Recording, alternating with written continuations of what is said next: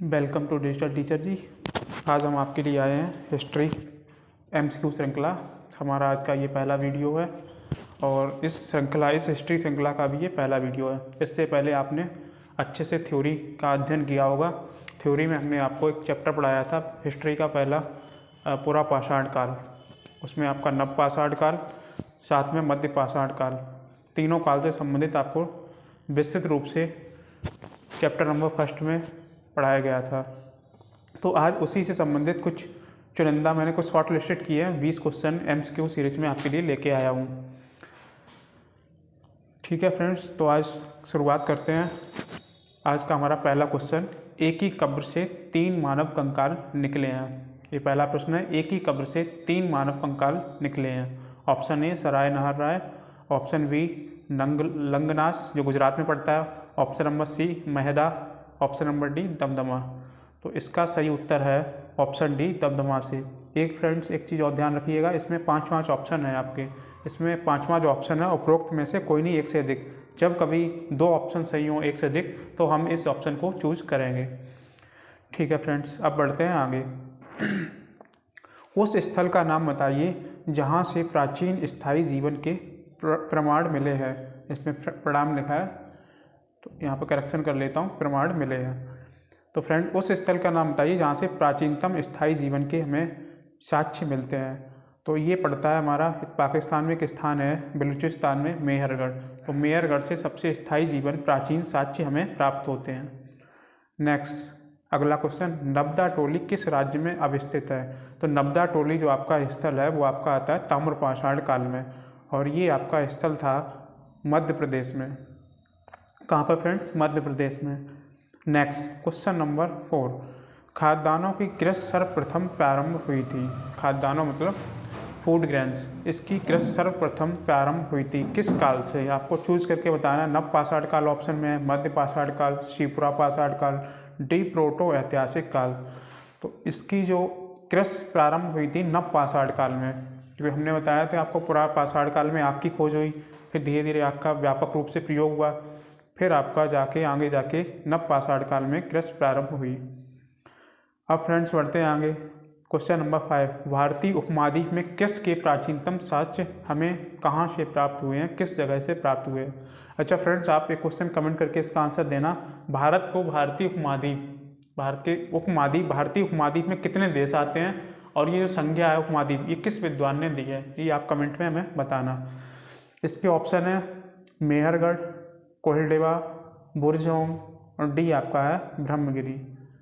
बताइए फ्रेंड्स। तो इसका सही आंसर है आपका मेहरगढ़।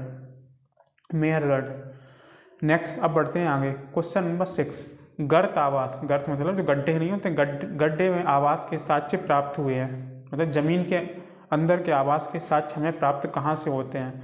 तो हमें ये प्राप्त हुए हैं बुर्जहोम अपना पड़ता है जम्मू कश्मीर की तरफ मॉडर्न टाइम में। नेक्स्ट आगे बढ़ते हैं। भीमबेटका किसके लिए प्रसिद्ध है? तो भीमबेटका हमने पढ़ा था पुरा पाषाण काल की एक प्रमुख साइट थी।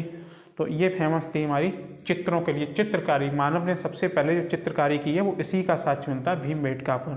तो ये फेमस है गुफाओं के शैल चित्र। और वैसे भी हमने बताया था आपको थ्योरी के दौरान, पुरा पाषाण काल में मानव का जो अधिवास था वो शैलाश्रय था, मतलब शैल प्लस आश्रय, यानी पत्थर में रहने वाला घर या गुफाओं में रहने वाला घर। तो उसने शैल चित्र भी कहाँ पर बनाए? गुफाओं में। ठीक है फ्रेंड्स, अगला क्वेश्चन, भारतीय पुरातत्व का जनक किसे कहा जाता है? तो John Marshall, Cunningham, Prinsep, Martin Wheeler. तो इसका सही उत्तर है अलेक्जेंडर कनिंघम। फैक्ट है, ये आपको याद रखना है बिल्कुल। अगला क्वेश्चन, निम्न में से कौन सा स्थल प्रागैतिहासिक चित्रकला के लिए प्रसिद्ध है? तो अभी भी बताया था फ्रेंड्स, चित्रकला के लिए कौन सा फेमस है? तो चित्रकला के लिए हमारा प्राग ऐतिहासिक चित्रकला के लिए फेमस है। तो आपका ये फेमस है अमरावती। इसका सही उत्तर है अमरावती। पिछला क्वेश्चन ध्यान रखना, पिछला जो था आपका भीमबेटका वो गुफाओं के शैल चित्र के लिए फेमस था, दोनों में डिफरेंस है। नेक्स्ट क्वेश्चन नंबर 10, निम्नलिखित में से किस स्थान पर मानव के साथ कुत्ते को दफनाए जाने का साक्ष्य प्राप्त होता है? किस स्थान पर मानव के साथ कुत्ते को दफनाए जाने का साक्ष्य प्राप्त होता है? तो स्थान है आपका काफ़ी इंपॉर्टेंट क्वेश्चन है, कोल्डिवा, आप याद रखें कोल्डिवा। नेक्स्ट क्वेश्चन, मध्य पाषाण काल में पशुपालन के प्रमाण कहाँ से मिले हैं, किस स्थान से में पशुपालन के साक्ष्य मिलते हैं। तो इसको भी थ्योरी में आपको बताया गया था, ये स्थान है आपका आदमगढ़, आदमगढ़। नेक्स्ट क्वेश्चन, उत्खनित प्रमाणों के अनुसार पशुपालन का प्रारंभ किस काल में होता है। तो इसको मैंने थ्योरी में बताया था, पशुओं का जो मानव ने प्रारंभ किया वो मध्य पाषाण काल में, और पशुओं का प्रयोग किया उसने सही से कृषि कार्यों में नव पाषाण काल में, क्योंकि खेती की कृषि की स्टार्टिंग हुई थी, शुरुआत हुई थी नव पाषाण काल में। तो इसका सही उत्तर है मध्य पाषाण काल। नेक्स्ट क्वेश्चन फ्रेंड्स, निम्न कालों को सही क्रम में संयोजित कीजिए। इन कालों को क्रम में बताना है। आपके ऑप्शन है नव पाषाण काल, पुरा पाषाण काल, मध्य पाषाण काल, ताम्र पाषाण काल। तो इसमें सबसे पहले आएगा कौन सा पाषाण काल, सबसे पहले पाषाण काल का आपका पुरा, फिर उसके बाद आया मध्य, फिर उसके बाद आया नव पाषाण काल, फिर आया ताम्र पाषाण काल। तो इसका सही क्रम बनता है 2 3 1 4, 2 3 1 4। हमारा ऑप्शन नंबर भी सही है। नेक्स्ट क्वेश्चन फ्रेंड्स, पाषाण काल किसे कहते हैं। तो पाषाण काल किसे कहते हैं, इसके क्वेश्चन, इसके ऑप्शन देखिए, मनुष्य की सभ्यता के प्रारंभ, क्या मनुष्य की सभ्यता संबंध है। ऑप्शन बी, मनुष्य की उस सभ्यता को जब पत्थर का प्रयोग करता था, पत्थर के औजार बनाता था। ऑप्शन सी, उस काल को जब पत्थर पर निवास करता था, या उस काल को जब पत्थर के बारे में नहीं जानता। तो इसका सही उत्तर है मनुष्य जब हथियारों तथा औजारों का प्रयोग पत्थर का करता था। तो इसका सही उत्तर है ऑप्शन नंबर बी, पत्थर के औजार। नेक्स्ट क्वेश्चन, सूची 1 सूची 2 को सम्मिलित करना है। सूची 1 में कुछ काल के नाम लिए गए हैं, आप देख पा रहे होंगे स्क्रीन पर। सूची 2 में उनका प्रमुख कार्य और प्रमुख एविडेंस के बारे में लिखा गया है, आपको मैच करके बताना है। तो इधर दिया गया पुरा पाषाण काल, पशुओं को पालतू बनाना, दूसरा मध्य पाषाण काल, नव पाषाण काल, ताम्र। तो आइए मैच करते हैं। तो पुरा पाषाण काल में क्या हुआ बताइए आप लोग। पुरा पाषाण काल में सबसे पहले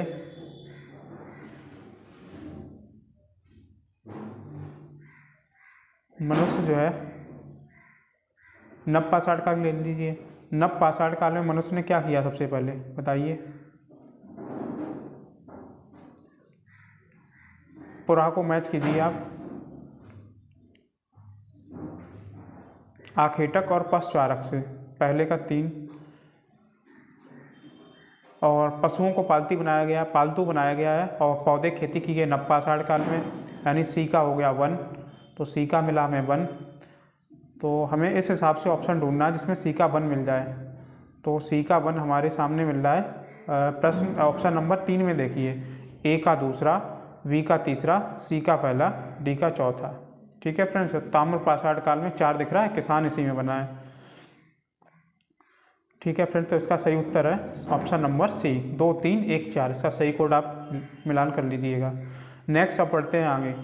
निम्नलिखित में से कौन पुरा पाषाण के आरंभिक युग का मुख्य औजार नहीं है, यानी कौन सा औजार है जो पुरा पाषाण काल का नहीं है। अगर आपको अच्छे से ध्यान होगा, मैंने थ्योरी के टाइम में बताया था पुरा पाषाण काल में कुल्हाड़ी साक्ष्य मिला था, विदारक का मिला था, गंडासा का भी मिला था। तो इसमें मैं खुरचनी का मैंने ऐसा कुछ भी नहीं बताया था, तो इसका सही उत्तर है खुरचनी। नेक्स्ट, नव पाषाण कालीन संस्कृतियों की अर्थव्यवस्था किस पर आधारित थी, यानी उनकी जो पूरी की पूरी इकोनॉमी थी किस पर डिपेंड थी।